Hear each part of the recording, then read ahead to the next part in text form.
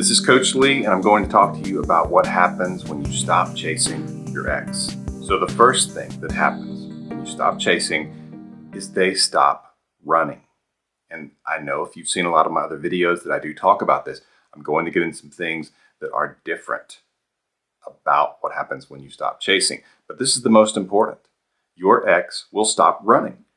And the simple reason is because there's no need to get further away from you, because you are not trying to pull them back. And so whereas the damage that can be done when you refuse to accept the breakup and your ex feels forced, or that you're manipulating them, or that they can't be around you because of the drama, pain that they have to see you going through, and just those awkward things that nobody likes to experience and that they don't want to see because they don't want to hurt you. This is not their goal. And so they will avoid having to see it. That's just how humans are. So all of those things will make them take themselves further away from you. They will think of you, and sometimes as crazy. They'll think of you as not listening. They'll think of you as refusing to allow them this thing that they want because you don't want it. And those things will make them feel further away from you, as though the breakup is becoming a much more significant separation than it should be. Now, a breakup is a separation. But when you don't push them further away, that canyon or that gulf between the two of you is smaller. And that's good. That gives you better odds than if they feel like they can't be around you and they can't even get to that point where they can think about you positively because they're having such negative experiences whenever they're around you. So if you don't chase them, they don't feel the need to go further away. Now, the capacity is there, but as long as you don't chase, you're not making it happen. And so the closer they are to you, the less ground that they have to cover to actually be in a place where they reconsider the breakup, which is really what you want if you want to get your ex back.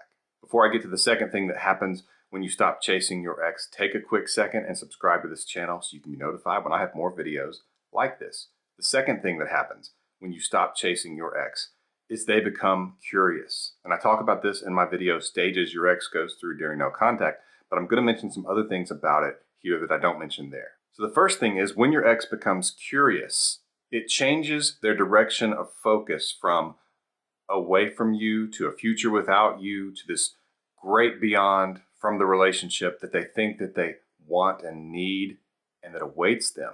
And instead, it points the attention back at you. And so if you're wondering about, as many of you state in my comments here on YouTube, you say that you're afraid your ex will forget about you during no contact.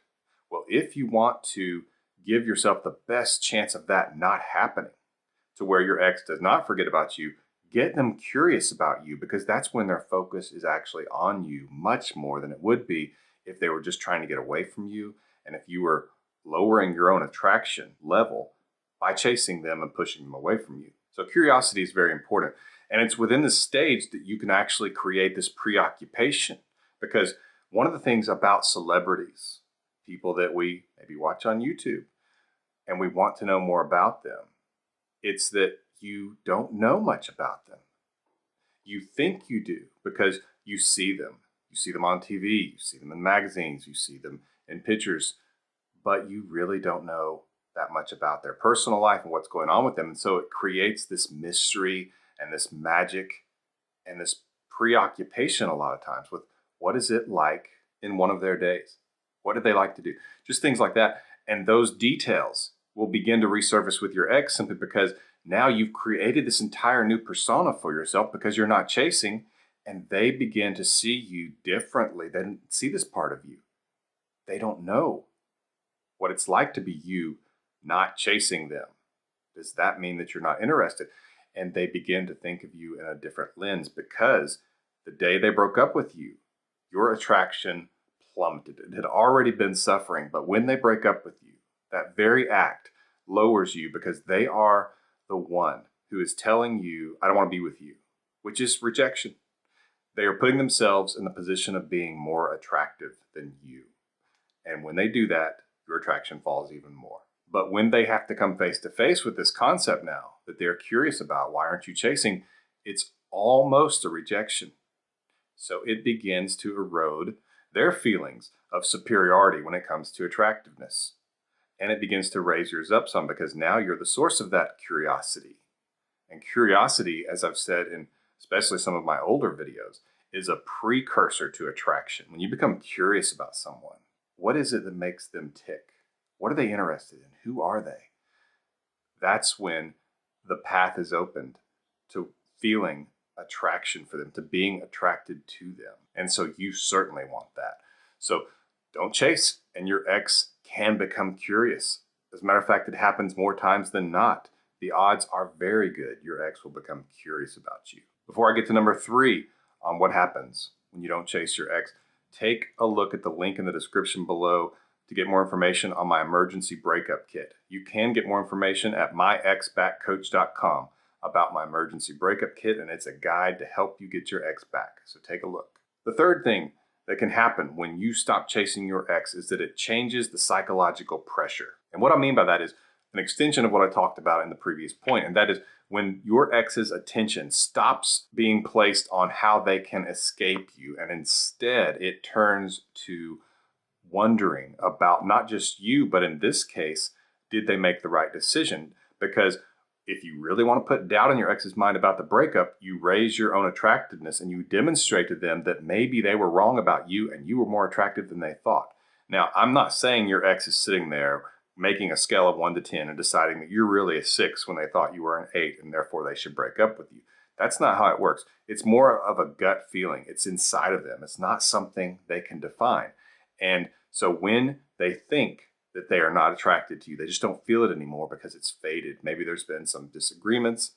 They've become bored, which is an immature thing to become bored in a relationship, but it happens to all of us.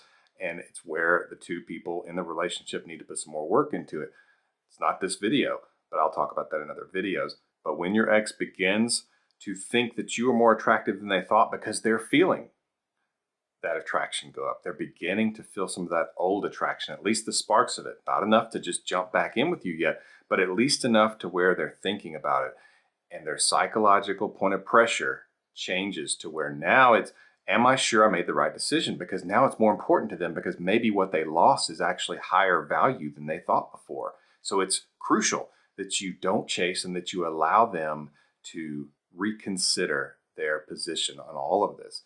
And that's when the pressure really begins to grow, simply because they don't know what's going on with you. And so if they don't decide quickly, or at least if the possibility is there that they could want you back, that they could think this was a mistake, this breakup, and that they want to be back together with you, but now you don't want to get back together with them, you're too far gone, you've, quote, moved on, or you're with someone else, it could really harm them. They could actually realize that they could have tremendously hurt themselves in their future. And so they actually begin to move into that role of being the one who was dumped, at least in terms of how it feels. So very important, you do not chase your ex. Number 4 is the next progression on the list, and that is they reassign your position.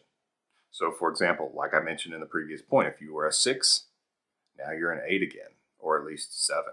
So that movement is something that impacts them.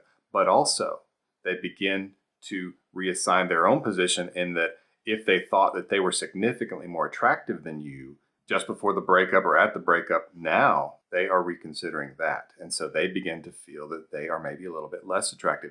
And so it's quite the swing there. It can be a multiple point swing, whereas if you were a 6 and now they think of you as an 8, and they thought of themselves as a 9 and now they think of themselves as an 8 or a 7.5, now you two are closer to being equal, which is what you want. Or they even see themselves as a little bit less attractive, or fear that they are a little bit less attractive. And so this all plays into how they look at you, how they feel about you, even though they are not thinking in terms of numbers and math and all that stuff. I'm just trying to simplify it. Attraction is mostly a feeling, and it's difficult to put into words. People describe it as a connection, which suggests electricity. You know, you get the connection. Well, what's connecting? Electric currents. And so there's something mysterious about attraction. And when people begin to feel this attractiveness, and especially as it grows, it becomes something that's very difficult for them to resist. And so if you talk about wanting to reattract your ex, wanting them to contact you, this is how you do it. It's amazing that sometimes doing nothing is so powerful. And in this case, that's what you're doing. You're not trying to get them back. You are giving them the breakup. You are not trying to pull them back to you, which actually results in pushing them away. And instead, you are allowing them to get to this stage where they actually question their own attractiveness and see yours as higher than they thought. Before I get to my last point, take a quick second and subscribe to my channel so you can be notified when I have more videos like this. The fifth thing that happens when you don't chase your ex is that your ex fears losing you. It's the culmination of all the things I've been talking about. Now they don't have the control anymore, whereas before they had the control. They were making the decision and you were at their mercy. But now they fear if they made the wrong decision, they are at your mercy. So they have fear of loss, plain and simple, which is what has to be there in order for you to turn the tables and get them back. And so by not chasing, you can actually get to the point where your ex is now the one who's moving towards you and trying to pull you back to them, whereas before it was the opposite. And it can be a beautiful thing if you want your ex back. This has been Coach Lee, and as always, thank you for watching.